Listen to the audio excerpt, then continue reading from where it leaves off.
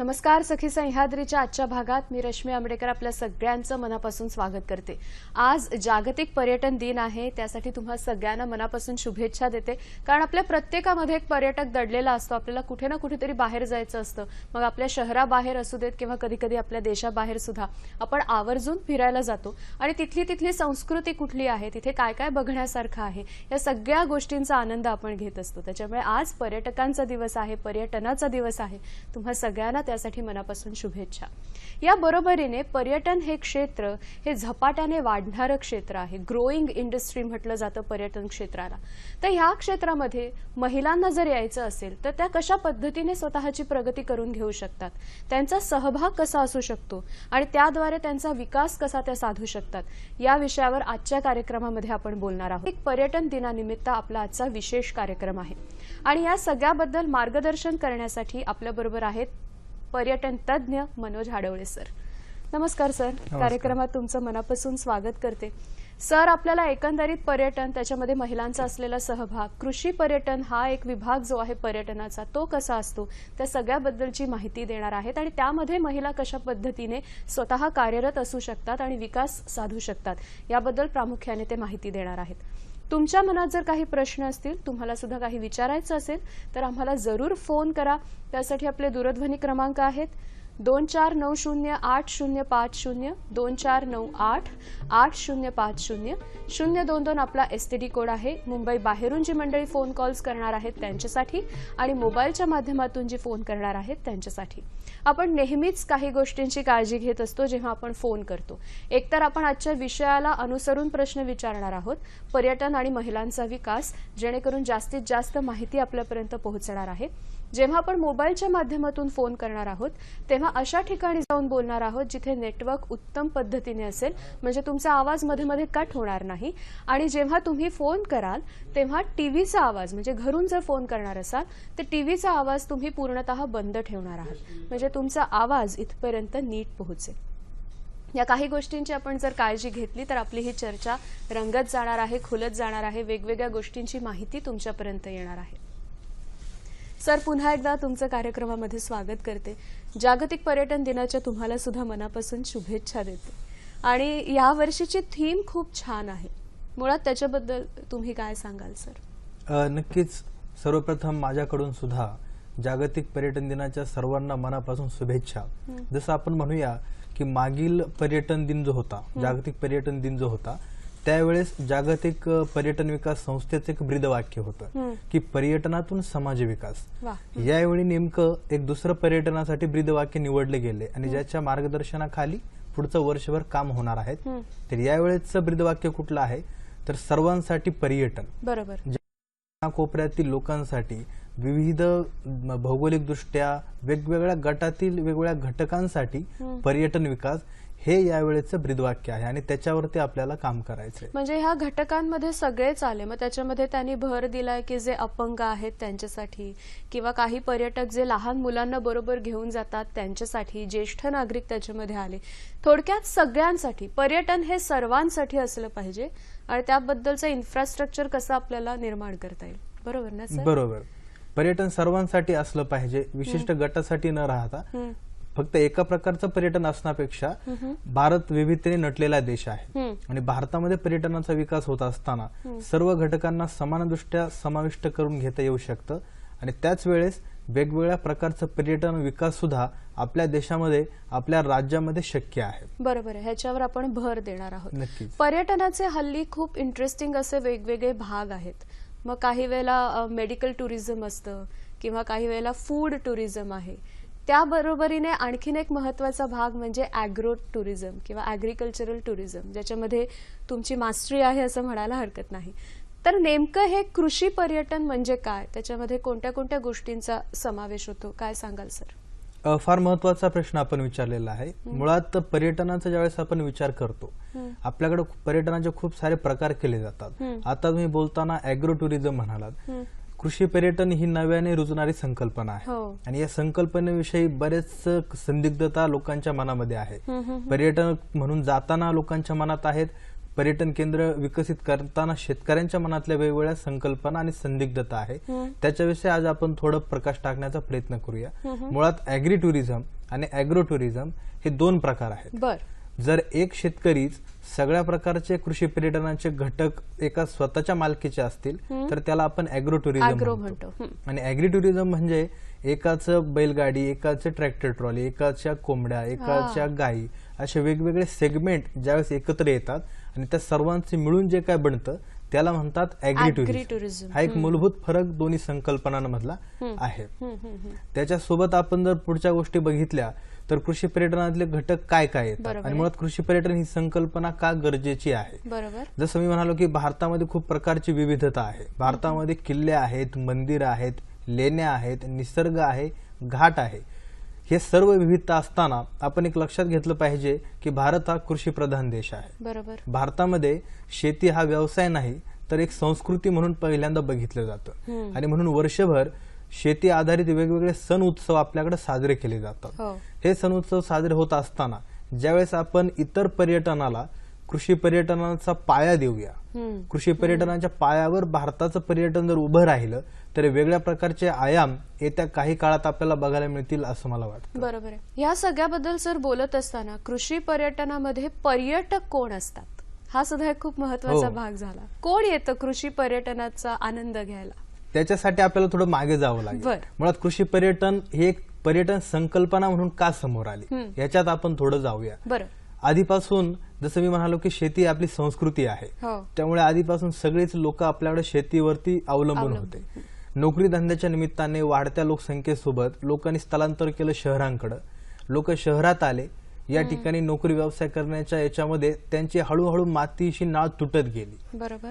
ही मातीशी तुटलेली नाळ पुन्हा जोडण्याची ज्यावेळेस वेळ आली किंवा पुन्हा त्या पुढच्या पिढीला असं वाटायला लागलं की अरे आपण पुन्हा गावाकडे गेलं पाहिजे, आपण पुन्हा त्या मातीला स्पर्श केला पाहिजे, आणि असं करण्यासाठी दुर्दैवाने गावाला काही शिल्लक राहिलं नव्हतं. कारण शहराकडे व्यवस्था विकसित करण्यासाठी गावची शेतीवाडी, गावचे नातेवाईक मंडळी सगळे सोडून त्यांना यावं लागलं होतं. आणि पुन्हा ज्यावेळेस गावाकडे जायची वेळ आली त्यावेळेस स्वतःचं काही नसताना मग एक कृषी पर्यटन संकल्पना म्हणून समोर आली आणि व्यावसायिकरित्या मग त्याचं व्यवस्थापन केलं जाऊ लागलं. भारतामध्ये कृषी पर्यटन संकल्पनेचा विचार केला तर 1989 साली साधारणपणे चंद्रशेखर भडसावळे आणि प्रभाकर सावे या मंडळींनी पहिल्यांदा कृषी पर्यटन संकल्पनेची मुहूर्तमेढ भारतामध्ये रोवली. त्याच्यानंतर 2004 मध्ये पश्चिम महाराष्ट्र पट्ट्यामध्ये बारामती सारख्या ठिकाणी पांडुरंग तावरे साहेबांनी त्याचा खूप मोठ्या प्रमाणात प्रसार केला. मार्ट या संस्थेच्या माध्यमातून महाराष्ट्रभर त्याचा प्रसार होत राहिला. मग हे सगळं होत असताना कृषी पर्यटन केंद्राचा पर्यटक म्हणून कुठला घटक आहे तर तो शहरी घटक आहे, शहरी पाहुणा आहे की ज्याला मातीशी संपर्क राहिला नाही त्याला पुन्हा मातीत आणण्यासाठी, त्याला मातीशी जोडण्यासाठीचं मुख्य काम हे कृषी पर्यटन केंद्राच्या माध्यमातून होऊ लागलं. बरं, आपण एक पहिला फोन घेऊया का कार्यक्रमातला? चालेल. कल्याणहून शलाका गाडगीळ आपल्याशी बोलतायत. नमस्कार. हॅलो, नमस्कार. बोला. नमस्कार. बोला. नमस्कार. हा, शलाका गाडगे कल्याणहून बोलतेय. माझा असा प्रश्न आहे की पर्यटन क्षेत्रात येण्यासाठी शिक्षणाची अट आहे का, वयाची अट आहे का, आणि इंग्रजी येणं अगदी नितांत गरजेचं आहे का? बर सर, काय सांगाल? सर्वप्रथम तर मला सांगायला वाटेल की पर्यटन हा एक कल्पकतेचा विषय आहे. त्यासाठी तुमचं शिक्षण काय आहे त्यापेक्षा तुमच्या डोक्यात किती नाविन्यपूर्ण संकल्पना आहेत ह्याच्यावरती पर्यटन विकास अवलंबून आहे. तुम्हाला कुठल्या प्रकारचं पर्यटन करायचंय त्याच्यासाठीच मूलभूत शिक्षण गरजेचं आहे. आपण कुठली डिग्री म्हणत नाही आहोत, कुठली पदवी म्हणत नाही आहोत. ज्या प्रकारचं पर्यटन करायचंय त्याच्यासाठीच मूलभूत तांत्रिक शिक्षण आपल्याला गरजेचं आहे. दुसरी गोष्ट, पर्यटक म्हणून तुम्हाला कोण हवंय? तुम्हाला जर स्थानिक लोक पर्यटक म्हणून हवे असतील तर महाराष्ट्रातील लोक हवे असतील तर मराठी ठीक आहे. तुम्हाला भारतातील पर्यटक हवे असतील तर तुम्हाला हिंदी राष्ट्रभाषा आली पाहिजे. आणि तुम्हाला जर आंतरराष्ट्रीय पर्यटक हवे असतील तर त्याच्यासोबत गरजेचं नाही की सगळेच आंतरराष्ट्रीय पर्यटक इंग्लिश बोलतात, पण एक मोठा वर्ग आहे की जो इंग्लिशमध्ये संवाद साधत असतो.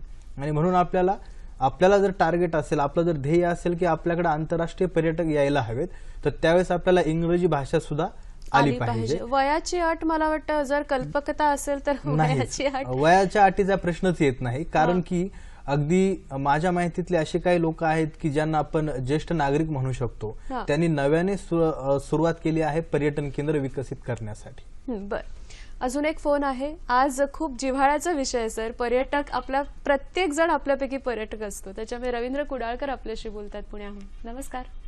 नमस्कार सर. बोला. नमस्कार. माझा प्रश्न असा आहे की शेतकऱ्यांना सवलतीच्या दरामध्ये ग्रुप असेल तर कृषी पर्यटन चांगल्या पद्धतीने करण्याच्या दृष्टीने तसेच आधुनिक कृषी तंत्रज्ञान देखील सकारात्मक दृष्टीने दाखवण्याच्या दृष्टीने कृषी पर्यटन कसं चांगल्या दृष्टीने त्यांना देता येईल की ज्याचा उपयोग कृषी विकासामध्ये होऊ शकेल. धन्यवाद. धन्यवाद सर. सर, रवींद्र कुडाळकरांनी जो प्रश्न विचारला होता की शेतकऱ्यांचा जर काही गट असेल त्यातून त्यांना कृषी पर्यटनाच्या कुठल्या संधी आणि मग कृषी विकास त्याद्वारे कसा साधता येतो, या सगळ्या एकंदरीत प्रोसेसबद्दल तुम्ही काय सांगाल? कुडाळकर सरांचा प्रश्न अतिशय महत्वाचा आहे. मुळात तोच आपल्या संस्कृतीचा पाया आहे. कसं आपण ते बघूया. साधारणपणे कोणी, मी आधीच म्हणालो की कृषी पर्यटन म्हणजे ॲग्री टुरिझम आणि ॲग्रो टुरिझम हे जे दोन प्रकार आहेत, तर कुडाळकर साहेबांना जे म्हणायचं आहे ते ॲग्री टुरिझम मध्ये येतं. असाच प्रयोग आपण जुन्नरमध्ये पण केलेला आहे. पराशर कृषी पर्यटन जे काही आहे तो असाच प्रयोग आहे की त्याच्यात एक 7-8 शेतकरी एकत्र येऊन त्यांनी आपल्या परीने एक त्यांचं कृषी पर्यटनाचं मॉडेल विकसित केलं आहे. यांच्यामध्ये सुद्धा जे काही ॲग्री प्रोड्युसर कंपनी जी आहेत ते म्हणाले की आम्ही शेतकऱ्यांनी एकत्र येऊन आमच्या वेगवेगळ्या ज्या काही स्ट्रेंथ आहेत त्या क्षमतांचा एकत्रित वापर करून एक पर्यटन मॉडेल म्हणून जर विकसित केलं तर त्याचं होऊ शकतं का, तर ते नक्कीच होऊ शकतं. ते ऍक्च्युअली आणि खरं झालेलं आहे. आपण जर ते कधी जुन्नर परिसरात फिरायला आले तर प्रत्यक्षात बघू शकतात आणि त्यांच्या परिसरात ते राबवू शकतात. आजचा आपला सर विषयच मुळात पर्यटन आणि महिला विकास याच्याबद्दल आपण बोलतो आहोत आणि आपल्याबरोबर एक तज्ज्ञ आपल्याशी फोनच्या माध्यमातून जोडल्या गेल्या, तर आपण त्यांच्याशी संवाद साधूया. स्वाती काळे मॅडम आपल्याबरोबर आहेत. नमस्कार मॅडम, कार्यक्रमामध्ये तुमचं स्वागत करते. महाराष्ट्र पर्यटन विकास महामंडळ मुंबई महाव्यवस्थापक म्हणून मॅडम काम करतात. नमस्कार. नमस्कार मॅडम. तुमचं कार्यक्रमात मनापासून स्वागत करते आणि जागतिक पर्यटन दिनाच्या तुम्हाला मनापासून शुभेच्छा सुद्धा देते. धन्यवाद आणि तुम्हाला पण जागतिक पर्यटन दिनाच्या शुभेच्छा. पर्यटनामध्ये महिलांचा विकास आजचा आपला जो विषय आहे याबाबत बोलत असताना स्त्रियांसाठी या क्षेत्रामध्ये, पर्यटन या क्षेत्रामध्ये कोणत्या संधी उपलब्ध आहेत याच्याबद्दल तुम्ही काय सांगू शकाल? महिलांना पर्यटन क्षेत्रात भरपूर संधी उपलब्ध आहेत. जसं पर्यटनाला सीमारेषा नाही तसंच पर्यटनामध्ये महिलांच्या कर्तृत्वाला देखील सीमारेषा नाही असं म्हणावंसं वाटतं. आज ट्रॅव्हल एजंट्स आहेत, टूर ऑपरेटर्स महिला महाराष्ट्रात आणि महाराष्ट्राबाहेर कर्तृत्व गाजवीत आहेत. पर्यटनाशी संबंधित हॉस्पिटॅलिटी क्षेत्र आहे तेथे महिलांना अमाप संधी आहेत. जसं पाककला, आदरातिथ्य, सजावट, बागकाम यांच्यामध्ये महिलांना उपजत आवड असते. त्यांच्या या गुणांचा उपयोग हॉस्पिटॅलिटी सेक्टरमध्ये खूप चांगल्या प्रकारे होऊ शकतो.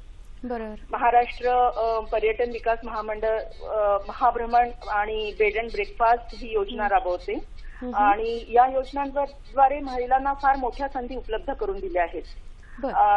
आमच्या वेबसाईटवरती जर तुम्ही जाऊन बघितलं तर या योजनांची माहिती आहे. तर माझी विनंती की कृपया आमच्या वेबसाईटवरती जाऊन बघा आणि या योजनांद्वारे पर्यटकांना रूढ कल्पनेपेक्षा वेगळी अनुभूती देणारे पॅकेजेस, सेवा सुविधा उपलब्ध करून देण्यात येतात. जसं शेती, निसर्ग, जीवनशैली, ऐतिहासिक वारसा, जंगले, पर्यावरण, उद्योग सहली संबंधित कोणतेही विषय महिला चांगल्या पद्धतीने हाताळू शकतात.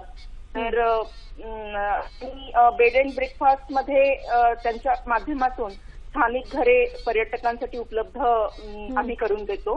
तर अतिथींचे आदरातिथ्य महिला अनेक शतकांपासून करीत आहेत, पण या योजनांद्वारे त्यांना चांगला रोजगार पण मिळू शकेल. बरोबर आहे.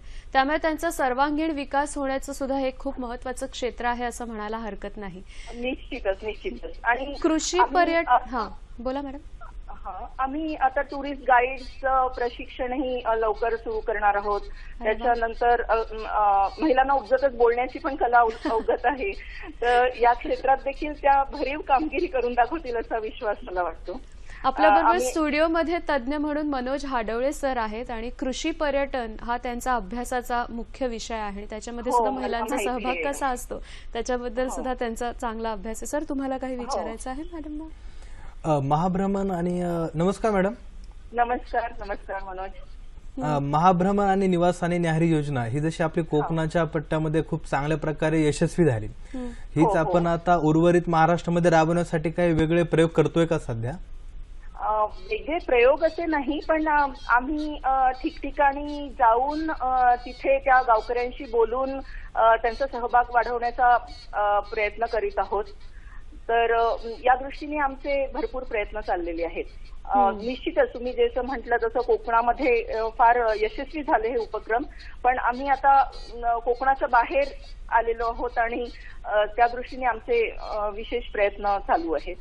नंतर मी जसं अगोदर म्हटलं की टुरिस्ट गाईडचं प्रशिक्षण पण आम्ही लवकर सुरू करणार आहोत. तर त्याच्याचप्रमाणे आम्ही टुरिझम पोलीस ही संकल्पना पण इथे आणण्याचा प्रयत्न करीत आहोत. टुरिझम पोलीस म्हणजे पर्यटकांच्या अडीअडचणी सोडवणारा आणि पर्यटकांना कायदेशीर मदत करणारा शासन आणि पर्यटक यांच्यामधला दुवा असतो. तर त्याचं पण आम्ही प्रयत्न करीत आहोत की जसं टुरिस्ट गाईड्स आणि टुरिझम पोलीस ही कन्सेप्ट आम्ही इथे महाराष्ट्रात राबवण्याचा आता आमचा फोकस आहे, प्रयत्न आहे.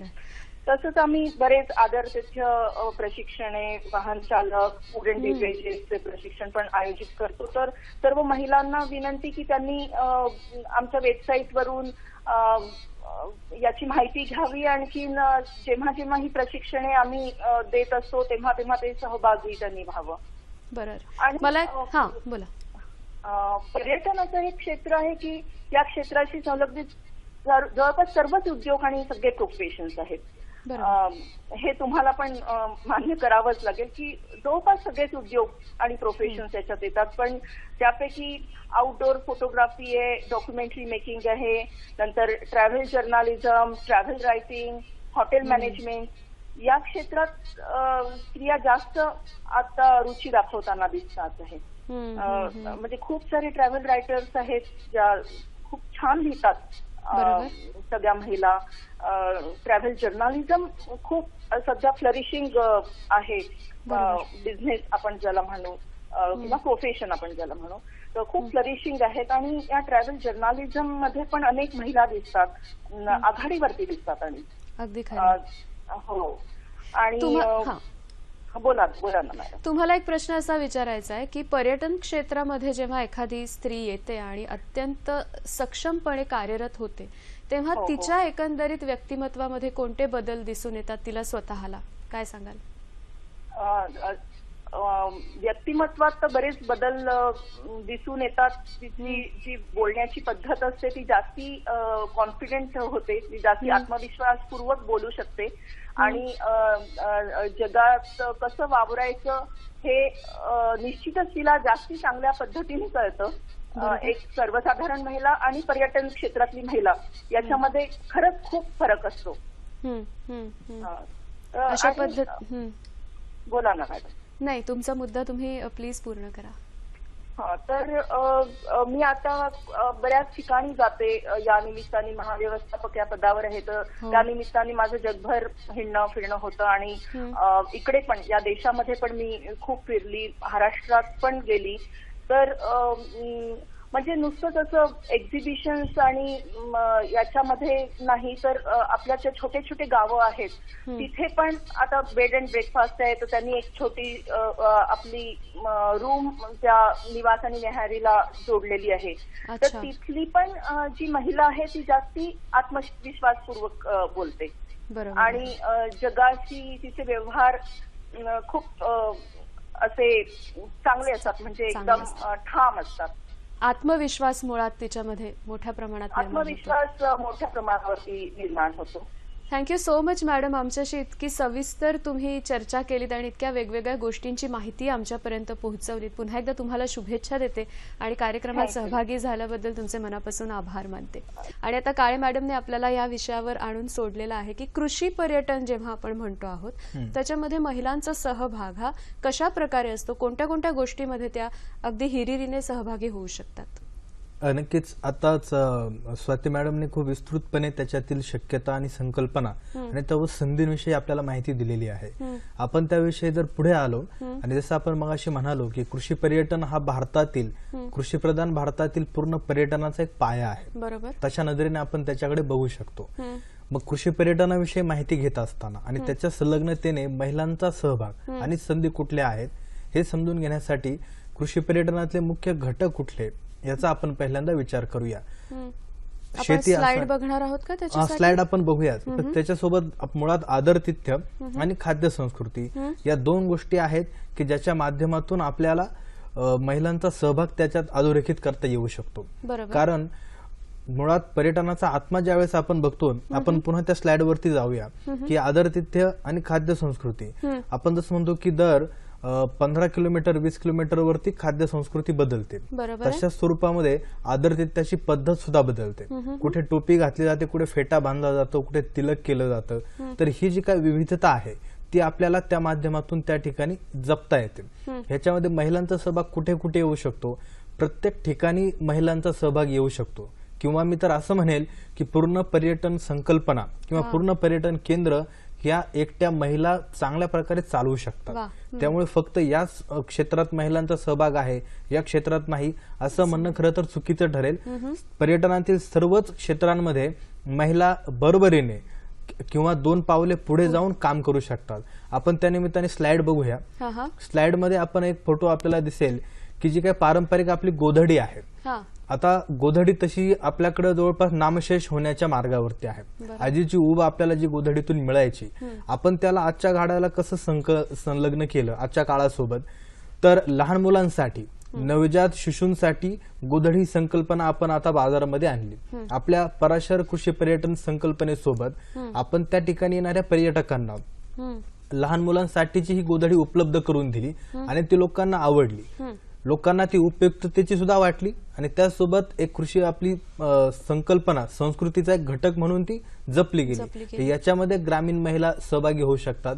त्याच्यानंतरची आपली पुढची स्लाइड जर आपण बघितली, आपण त्याच्याकडे जाण्या अगोदर सर एक फोन घेऊया का? कार्यक्रमात फोन आहे. मेघना आपल्याशी बोलतायत गोरेगावहून. नमस्कार मेघना.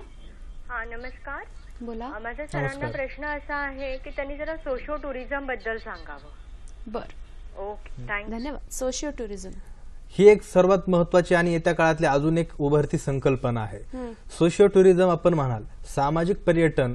जर तुम्ही नीट बघितलं तर उन्हाळ्याची सुट्टी असली, दिवाळीची सुट्टी असली की ठिकठिकाणच्या ज्या काही पर्यटन क्षेत्रात काम करणाऱ्या संस्था आहेत या कॅम्प अरेंज करतात, शिबिर अरेंज करतात आणि या शिबिरांना ते हेमल कसा किंवा आनंदवन अशा ठिकाणी जे काही सामाजिक उपक्रम चालले आहेत अशा ठिकाणी घेऊन जातात. आता मेघनाताई गोरेगावलाच राहत आहेत, तर गोरेगावमध्ये आरे कॉलनी जी आहे त्या आरे कॉलनीमध्ये खूप सारे आदिवासी पाडे आहेत आणि त्या ठिकाणी एक दिवसाच्या एका दुपारीच्या किंवा काही तासांच्या सहली काही सेवाभावी संस्थांमार्फत आयोजित केल्या जातात. त्याचा उद्देश काय असतो, त्या ठिकाणी जावं म्हणजे मॉल कल्चरचा अनुभव असणाऱ्या तरुण मुलांना, लहान मुलांना आदिवासी पाड्यावर घेऊन गेल्यानंतर की बाबा अशा प्रकारचं एक जग आहे आणि आपल्या हाकेच्या अंतरावर आहे, त्या ठिकाणी जाऊन आपण त्या जगण्याशी कोरिलेट केलं, त्या जगण्याचा अनुभव घेतला तर आपल्याला एक वेगळ्या प्रकारचं जग समोर येईल. आणि अर्थातच भारतात इतक्या काय सामाजिक उतरडणी आहेत, इतके काय सामाजिक थर आहेत की प्रत्येक थरामध्ये आपल्याला करण्यासारख्या बऱ्याच गोष्टी आहेत. रियालिटी टुरिझम नावाची एक संकल्पना आहे जी आपल्या धारावीमध्ये काम करते. धारावी म्हटलं की आपल्या नजरेसमोर ती बकालपणा आणि झोपडपट्टी येते, पण आशियातील सगळ्यात मोठी लेदर इंडस्ट्री म्हणून त्या ठिकाणी लोकांना ती दाखवली जाते. तर सामाजिक पर्यटनाची ही सुद्धा अंग नक्कीच उपयोगात येण्यासारखी आहेत आणि त्याच्यात खूप साऱ्या संधी भविष्यात सुद्धा आहेत, उपलब्ध आहेत. म्हणजे सामाजिक स्तरावर काय काय चालतं हे लोकांना टुरिझमच्या माध्यमातून त्याची माहिती करून देणं. नक्कीच. बरोबर. आपण आलो होतो आणखीन पुढे कशा पद्धतीने महिला कृषी पर्यटनामध्ये सहभागी आहेत. गोधडी किंवा आपण असं म्हणूयात की कला ज्या आहेत तिथे त्यांचा सहभाग आहेच, पण त्याबरोबरीने आणखी त्याबरोबर आपल्याकडे ज्यावेळेस पर्यटक मंडळी येतात आणि या पर्यटकांसोबत ज्यावेळेस संवाद साधण्याची वेळ येते त्यावेळेस स्वाती मॅडम जशा म्हणाल्या की नकळत बोली भाषा आपली सुधारते, त्यासोबत आपल्याला एक आत्मविश्वास येतो आणि आपण निर्भीडपणे त्या लोकांशी संवाद साधू शकतो. असं केल्याने काय होतं, नवीन नवीन क्षेत्रांची आपल्याला माहिती मिळते, आपल्याला 4 माणसात बोलण्याची सवय होते आणि त्याच्यातून संभाषण कौशल्य वाढीस लागतं. आपण आता एक स्लाइड मध्ये बघू शकता की त्या स्लाइड मध्ये आपले एक मराठी अभिनेते पर्यटन केंद्रावर आलेले आहेत आणि त्यांच्यासोबत त्या ग्रामीण महिला अगदी मुक्त हस्ते संवाद साधत आहेत. त्या सेलिब्रिटींना, त्या अभिनेत्यांना ग्रामीण भागातील रूढी परंपरा याच्याविषयी माहिती देत आहेत. तर हे इंटरॅक्शन कुठे होतं, तर अशा पर्यटन केंद्राच्या माध्यमातून ते इंटरॅक्शन होऊ शकतं. त्याच्यानंतर आपण जर बघितलं पुढच्या स्लाइड मध्ये आपल्याला दिसेल की एक आंतरराष्ट्रीय पर्यटक महिला ग्रामीण महिलेसोबत कांदा लावणीचा अनुभव घेत आहे. तर हा आहे तुमचा सांस्कृतिक देवाणघेवाण. त्या ठिकाणी भाषा आहे ती शेतीची, सृजनशीलतेची. त्या ठिकाणी कुठले शब्दांचे बॅरियर्स नाहीयेत. त्या ठिकाणी जी काही सृजनशीलता आहे, क्रिएटिव्हिटी आहे आणि ती महिला आणि ती आंतरराष्ट्रीय पर्यटक फ्रेंच मुलगी आहे ती, या दोघी पण 5 मिनिट बोलत होत्या पण त्या ठिकाणी कुठलाही भाषेचा बॅरियर नव्हता. त्या संवाद साधत होत्या मातीच्या माध्यमातून. सर, आपण पुढे जाण्या अगोदर आपले अजून एक तज्ज्ञ जे आपल्याला मार्गदर्शन करणार आहेत, किशोर खुटाळे सर आपल्या बरोबर फोनच्या माध्यमातून जोडले गेलेत. सर प्रमुख लेखापाल आहेत, विभागीय कार्यालय महाराष्ट्र पर्यटन विकास महामंडळ नाशिक, इथून ते आपल्याशी बोलतात. नमस्कार सर, कार्यक्रमात तुमचं स्वागत करते आणि जागतिक पर्यटन दिनाच्या तुम्हाला मनापासून शुभेच्छा देते. Thank you madam. आज आपण महिलांचा विकास आणि पर्यटन हे क्षेत्र यांचे एकंदरीत सांगड घातली आहे. स्वाती काळे मगाशी आपल्याबरोबर फोनच्या माध्यमातून होत्या, त्यांनी आपल्याला महिलांना कोणत्या कोणत्या संधी उपलब्ध आहेत त्याच्याबद्दल सांगितलं. मला तुम्हाला पुढे जाऊन असं विचारायचं आहे की महिलांचा सहभाग या क्षेत्रामध्ये अधिकाधिक वाढावा यासाठी आपण कोणत्या गोष्टी केल्या पाहिजेत, काय सांगाल तुम्ही? याच्यामध्ये काय आहे की महिलांना ही पर्यटन व्यवसायामध्ये खूप मोठी संधी आहे, परंतु प्रत्यक्ष तसं जर पाहिलं आपण पर्यटनाच्या मध्ये तर स्वतः त्यांना मोटिवेट करणं हे अत्यंत महत्वाचं आहे. कारण लेडीजच्या बाबतीमध्ये किंवा महिलांच्या बाबतीमध्ये मेन प्रश्न असा आहे की त्या महिला या त्यांच्याकडे क्रिएटिव्हिटी असते, त्याच्यानंतर लिडरशिपच्या स्पीच जे आहे हे त्यांच्याकडे एक असतं आणि अतिथी भो देव या माध्यमातून जर आपण विचार केला तर महिलांना खूप अशी पर्यटनामध्ये संधी आहे. परंतु याच्यामध्ये काही आपल्याला रिस्ट्रिक्शन कशा पडल्या जातात तर पर्यटनामध्ये महिलांना व्यवस्थापन म्हणजे मॅनेजमेंट आणि दुसरी गोष्ट अशी आहे की नेतृत्व, लिडरशिप या करू शकतात, परंतु ज्या ठिकाणी महिला काम करतात त्या ठिकाणी काय होतं की त्यांना अनस्किल्ड म्हणून संबोधलं जातं. अच्छा. आणि त्यामुळे त्याचा परिणाम कशावर होतो तर त्या अनस्किल्ड म्हणून समजल्यामुळे त्या ठिकाणी त्यांना कमी पगारावर जॉब दिले जातात. त्याच्यानंतर पुरुषाप्रमाणे समानतेची संधी त्यांना दिली जात नाही, त्यांना उत्तम प्रकारचा पगार दिला जात नाही. आणि जेणेकरून मग त्यांची ही जी मानसिकता आहे ही मानसिकता काय केली पाहिजे की ह्या वागणुकीमुळे त्यांची मानसिकता ही काय होते की कमी होते, काम करण्याकडे कल जो असतो तो कमी होतो. त्याच्याकरता त्यांची जास्तीत जास्त मानसिकता वाढवण्याकरता आपण त्यांना पर्यटन क्षेत्रामध्ये बढती मिळवण्याकरता त्यांचा कल वाढवला पाहिजे. विकसित देशापेक्षा विकसनशील देशामध्ये महिलांना पर्यटन व्यवसायामध्ये हलक्या दर्जाची कामं व्यवस्थापनाकडून दिली जातात. त्यामुळे त्यांच्याकडे काय करायला पाहिजे की यामध्ये हलक्या दर्जाची कामं ही व्यवस्थापनाकडून दिली न जाण्यामध्ये त्याच्यामध्ये त्यांच्या शैक्षणिक पात्रतेनुसार महिलांना पर्यटन उद्योगामध्ये व्यवस्थापनामध्ये दर्जा जर दिला तर महिलांना पर्यटन उद्योगाची आवड निर्माण होऊन जास्तीत जास्त महिला या पर्यटन उद्योगाकडे वळल्या जातील. अगदी खरंय सर, आणि अगदी महत्वाची आणि ज्याला आपण म्हणतो पाया, बेसिक गोष्ट तुम्ही सांगितली, जेणेकरून महिला या क्षेत्रामध्ये खूप मोठ्या प्रमाणात येतील. सर, आमच्याशी जोडले गेल्याबद्दल आणि इतकी छान माहिती दिल्याबद्दल तुमचे खूप मनापासून आभार मानते. धन्यवाद. आपण पुढे जाऊयात. महिलांचा सहभाग कृषी पर्यटनामध्ये. आता जसं किशोर साहेब म्हणत होते की महिलांना त्या ठिकाणी हे पाहिजे असतं, महिलांना आपल्याला अनस्किल्ड जे आहेत, अकुशल जे म्हटलं असतं, त्याच्यासाठी त्यांना प्रशिक्षणाची गरज आहे. आपण आता स्लाइड वरती बघितलं तर त्या ठिकाणी आपण जे महिलांच्या ज्या काही अभ्यास सहली आहेत त्या आपण त्या ठिकाणी अरेंज करून वेगवेगळ्या पर्यटन संकल्पना म्हणजे कृषी पर्यटन असेल, आता जसं मेघनाताई म्हणाल्या सामाजिक पर्यटन असेल, इको टुरिझम असेल, या वेगवेगळ्या संकल्पनांच्या अभ्यास सहलींची जर त्यांना आपण आयोजन केलं, एमटीडीसीच्या माध्यमातून केलं, सेवाभावी संस्थांच्या माध्यमातून केलं किंवा गाव पातळीवर जरी असे प्रशिक्षण झाले तर त्याच्यातून काही महिला समोर येतील आणि वेगवेगळ्या प्रकारच्या पर्यटन संकल्पना राबवतील. सर, एक फोन आहे आपल्याला, पुण्याहून बोलतायत मिलिंद शिंदे. नमस्कार. हॅलो मिलिंदजी. नमस्कार. नमस्कार. नमस्कार. मिलिंद शिंदे बोलतो राजगुरू नगरवरनं. कृषी पर्यटन केंद्र सुरू करण्यासाठी कमीत कमी जागा किती असावी किंवा काय असे काही निकष आहेत किंवा यासाठी काही योजना शासन राबवतं का काही? बर सर, ह्या बरोबरीने मला असं विचारायचं आहे तुम्हाला, त्यांनी जो मुद्दा मांडला त्या बरोबरीने एकंदरीत कृषी पर्यटनाचा पर्यटन ह्या क्षेत्रामधला वाटा आणि पुढे जाऊन देशाच्या आर्थिक स्थितीमधला त्याचा वाटा याबद्दल सुद्धा आम्हाला सांगा. मुळात आधी त्यांनी जे विचारलं की कृषी पर्यटन केंद्र असं सुरू करण्यासाठी किती जागा असावी आणि त्याच्यासाठी काही योजना वगैरे आहेत? मिलिंद सरांचा प्रश्न अतिशय महत्वाचा आहे, कारण प्रत्येक शेतकऱ्याच्या मनात ही एक भावना असते की बाबा कृषी पर्यटन सुरू करायचं म्हणजे नेमकं काय करायचं आणि त्यासाठी किती खर्च येतो, त्याला किती जागा हवी. तर ज्यावेळेस ज्याची कन्सल्टन्सी आपण करतो ज्यावेळेस लोक आपल्याकडे येतात त्यावेळेस हा मुद्दा समोर येतो की साहेब किती इन्व्हेस्ट करावे आणि किती जागा असावी. तर मुद्दा असा येतो की बाबा हे नंतर आहे, तुम्हाला का करायचं हा पहिला मुद्दा आहे. तुम्हाला कृषी पर्यटन आधी का करायचं आहे ह्याच्यातच तुमची इन्व्हेस्टमेंट आणि जागा अवलंबून आहे. जर तुम्ही एकत्र येऊन बरेच लोक करणार असाल तर जागा हा बॅरियर त्या ठिकाणी राहत नाही, पण मिनिमम अगदी 1 एकर पासून सुद्धा तुम्ही कृषी पर्यटनाची सुरुवात करू शकता. हा एक मुद्दा. जसं आता तुम्ही प्रश्न जो विचारलाय त्याला उपप्रश्न म्हणून की कृषी पर्यटनाचा देशाच्या अर्थकारणातला वाटा कसा आहे, तर त्याच्या आधी आपण थोडं मागे जाऊया. फक्त पर्यटनातला देशाच्या सकल उत्पादनातला वाटा आपण बघूया. तर एकूण लोकसंख्या 10% लोकसंख्या ही पर्यटनावर रोजगारासाठी अवलंबून आहे एकूण लोकसंख्येच्या, आणि एकूण सकल उत्पन्नाच्या 6% उत्पन्न हे पर्यटनातून येतं. आता आपण कृषी विभागाचं बघूया.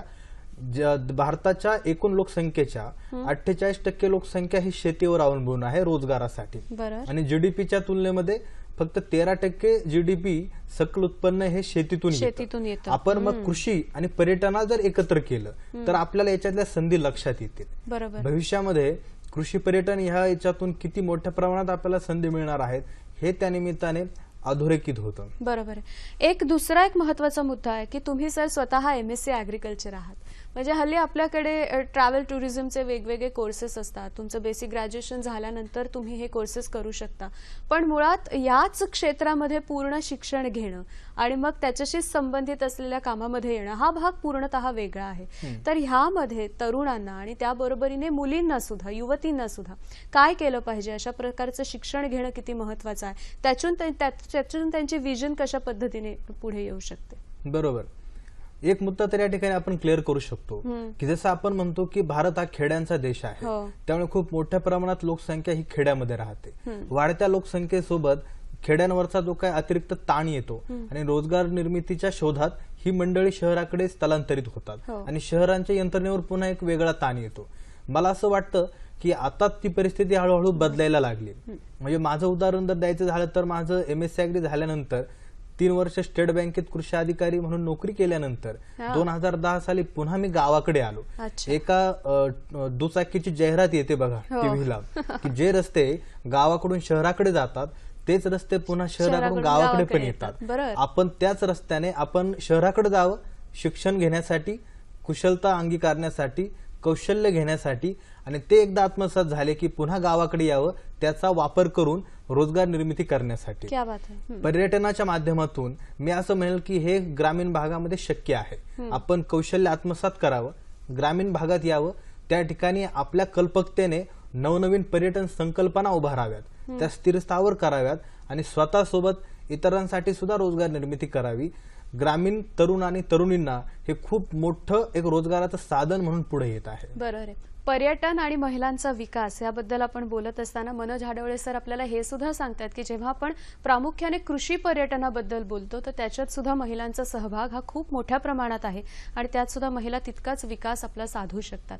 सर, मला या अनुषंगाने असं विचारायचं आहे की आणखीन अशा कुठल्या गोष्टी आहेत ज्या पूरक ठरू शकतात कृषी पर्यटनाला? कारण हल्ली ब्रँड मेकिंग, प्रत्येक देश असं स्वतःचं जे वैशिष्ट्य असतं त्यानुसार पर्यटन विकसित करत असतं आणि त्याचा एक ब्रँड बनत असतो. तर आपण ह्याच्यामध्ये काय करू शकतो आणि कोणत्या गोष्टी पूरक आहेत, काय बरोबर. सांगाल? मुळात तर कृषी पर्यटनाचे मूळ घटक कुठले आहे? शेती आहे, शेतीपूरक जे काही व्यवसाय आहे, पोल्ट्री आहे, डेअरी आहे, गोट्री म्हणजे शेळी पालन आहे, या सर्व असतातच.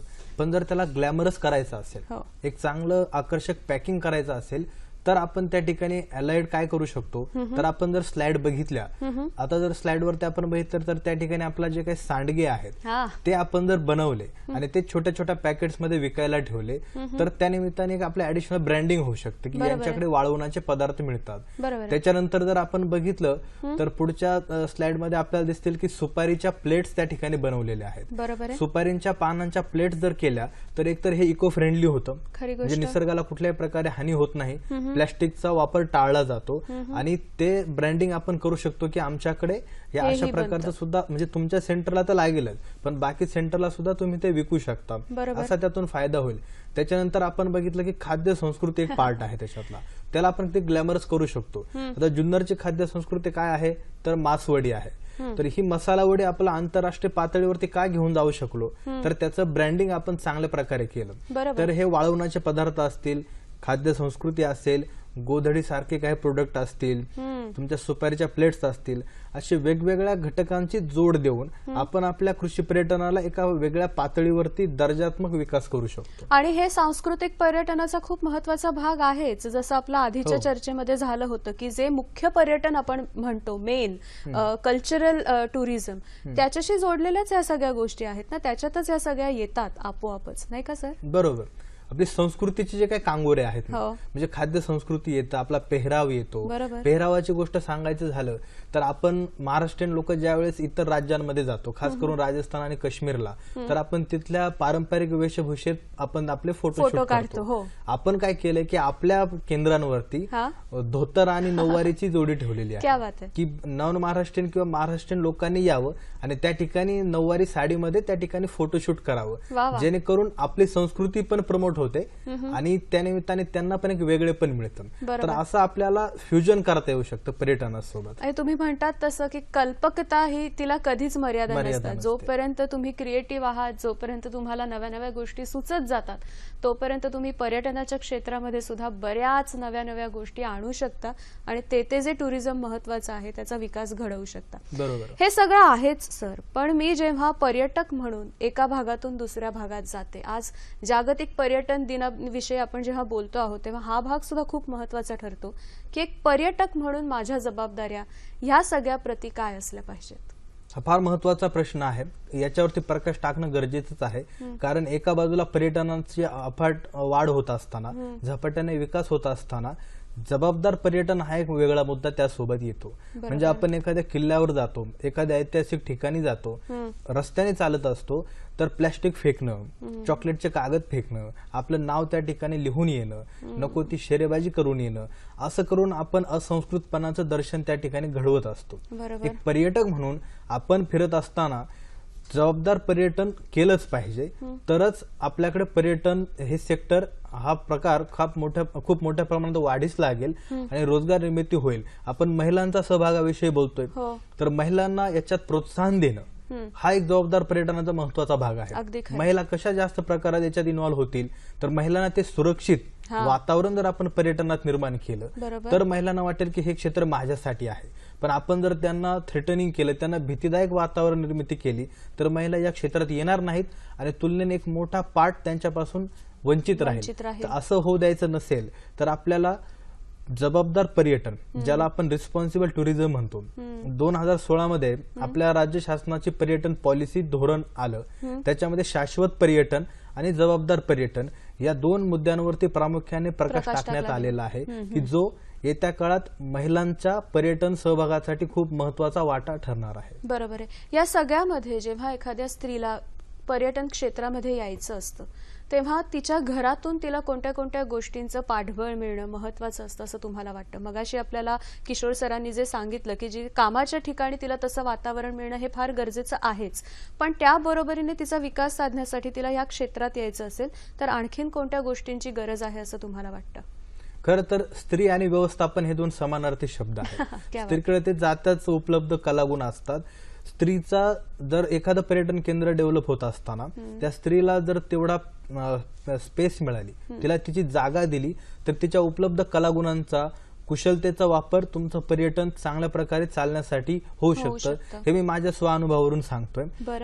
माझी अर्धांगिनी नम्रता पूर्णपणे आपल्या पर्यटन केंद्राच्या कामात सहभागी आहे आणि तिचं व्यवस्थापन कौशल्य वादातीत आहे. त्यामुळे मी स्वानुभवावरून सांगू शकतो की आपण महिलांना पूर्णपणे त्यात जर सहभाग दिला, संधी दिल्या, तर त्या नक्कीच त्याचं सोनं करून दाखवतात. किंवा काही वेळेला असं सुद्धा होतं की घरातून तिला जर समजा ह्या क्षेत्रामध्ये जायचं असेल तर तसं ह्याला वेळा नाहीत, काही ठराविक चौकट नाही वेळेची, विशेष करून टुरिझम गाईड वगैरे म्हणून जायचं असेल तर तिथे सुद्धा प्रोत्साहन मिळणं गरजेचं आहे असं वाटतं तुम्हाला? नक्कीच. पर्यटन माहितीगार म्हणजे गाईड होत असताना एकतर भाषण कौशल्य येतं, संवाद कौशल्य येतं, ज्या पर्यटनाविषयी आपल्याला माहिती सांगायची त्याच्याविषयी ज्ञान येतं आणि हे सगळं करताना तो फिटनेस, किल्ल्यावर चढायचा असेल तर तुम्हाला एकट्याला चढायचं नाही, 10 लोकांना घेऊन जायचं, त्यांची काळजी घ्यायची. या सगळ्या गोष्टी होत असताना नकळत एक स्त्रीचा व्यक्तिमत्व विकास होतो, संरक्षणाचे धडे मिळतात आणि आत्मविश्वास वाढतो. त्यामुळे पर्यटनातून फक्त अर्थकारण चालत नाही, तर पर्यटनातून समाजकारण चालतं, व्यक्तिमत्व विकास होतो आणि एक आत्मनिर्भरता येते. बरोबर आहे. शेवटचे 3 मिनिट आहेत सर. मला जाता जाता तुम्हाला थोडं सविस्तर उत्तर दिलं तरी चालेल, 2 मिनिटांचं. मला हे सांगा की येत्या काळामध्ये जेव्हा आपण विकास हा मुद्दा म्हणतो आहोत, तेव्हा एकंदरीत पर्यटन आणि कृषी पर्यटन याचा सहभाग या विकासामध्ये कसा असणार आहे, काय सांगाल? आपण सुरुवातीला जशी चर्चा केली की कृषीप्रधान भारतामध्ये शेती मोठ्या प्रमाणात होते, संस्कृती म्हणून, एक व्यवसाय म्हणून. ऍट द सेम टाइम त्याच वेळेस भारतामध्ये खूप सारी पर्यटन वैभव आहे. बरोबर. या पर्यटन वैभवाची जोड जर आपण कृषी पर्यटनासोबत घातली तर त्याचा नक्कीच फायदा होईल. उदाहरणादाखल द्यायचं झालं तर बघा, औरंगाबाद एक ऐतिहासिक शहर आहे. खूप मोठ्या प्रमाणात परदेशी पर्यटक औरंगाबादच्या परिसरातील लेण्या, किल्ले, इतर वैभव बघायला येत असतात. आता हे आलेले पर्यटक राहतात कुठे, तर पंचतारांकित हॉटेल्समध्ये त्यांची निवासी व्यवस्था असते. ते खातात काय, तर त्या ठिकाणी त्यांना त्यांच्या चवीचं किंवा आपल्याकडचं चायनीज असू द्या, पंजाबी असू द्या, साऊथ इंडियन असू द्या, अशा प्रकारची व्यंजनं त्यांना खायला दिली जातात. आता जर याला आपण थोडं कृषी पर्यटनाच्या नजरेतून बघितलं तर कसं होऊ शकतं, औरंगाबादच्या परिसरामध्ये चांगल्या दर्जाची, चांगली सुरक्षा असलेली उत्कृष्ट कृषी पर्यटन केंद्र जर बनली तर या आंतरराष्ट्रीय पर्यटकांना लेण्या आणि इतर वैभव बघण्यासोबत राहण्यासाठी, मुक्कामासाठी जर कृषी पर्यटन केंद्रासारखा पर्याय उपलब्ध झाला तर त्याच्यातून काय फायदे होतील? आलेल्या आंतरराष्ट्रीय पर्यटकाला औरंगाबाद परिसराची संस्कृती कळेल, बरोबर, त्याला खाद्य संस्कृती कळेल, त्याला ती बोली भाषा त्याच्या कानावर पडेल, त्याला स्थानिक पदार्थ खायला मिळतील आणि एक कम्प्लीट एक्सपिरियन्स ज्याला आपण म्हणू, पर्यटनाचा सर्वांगीण अनुभव त्याला या माध्यमातून घेता येईल. हा झाला पर्यटकाची बाजू. कृषी पर्यटन केंद्र चालकाच्या बाजूने काय फरक होईल, तर त्याला मोठ्या प्रमाणात अर्थकारण चालेल, परदेशी लोकांशी त्याचं इंटरॅक्शन, संवाद होईल, त्यावेळेस त्याला कळेल जगात काय चाललंय आणि त्याच्यात सुद्धा तो आत्मविश्वास वाढेल. पुढची पिढी जर त्यांची हे बघत असेल तर नकळत त्यांना पण तेवढ्या प्रमाणात एक्सपोजर मिळेल आणि आयुष्याचा कॅनव्हास रुंदावला जाईल. क्या बात आहे. खूप मार्मिक अशा उदाहरणातून तुम्ही हे सगळं सांगून दिलं की कशा पद्धतीने आपण पर्यटनाचा विकास देशाच्या विकासाशी जोडू शकतो. आपला आजचा कार्यक्रम तुम्हाला कसा वाटला ते सुद्धा सांगा आणि आपले इतरही कार्यक्रम तुम्हाला कसे वाटतात ते आमच्यापर्यंत जरूर पोहोचवा. त्यासाठी 2 माध्यमं आहेत. एक तर तुम्ही फेसबुक पेजला व्हिजिट करू शकता किंवा तुम्ही आम्हाला ईमेल पाठवू शकता. ही 2 माध्यमं तुम्ही कशी वापरणार आहात बघूया. जर तुम्ही फेसबुक पेजला व्हिजिट करणार असाल तर तुम्ही टाईप करणार आहात www.facebook.com/sakhisayhadri.dd आणि जर तुम्ही आम्हाला ईमेल पाठवणार आहात तर आपला ईमेल आयडी आहे sakhisayhadri@gmail.com. बरं, ईमेलच्या माध्यमातून तुम्ही फक्त प्रतिक्रियाच नाही तर आपल्या कार्यक्रमात जर तुम्हाला काही प्रश्न विचारायचे असतील तर ते प्रश्न सुद्धा तुम्ही आता आम्हाला ईमेलच्या माध्यमातून जरूर पाठवू शकता.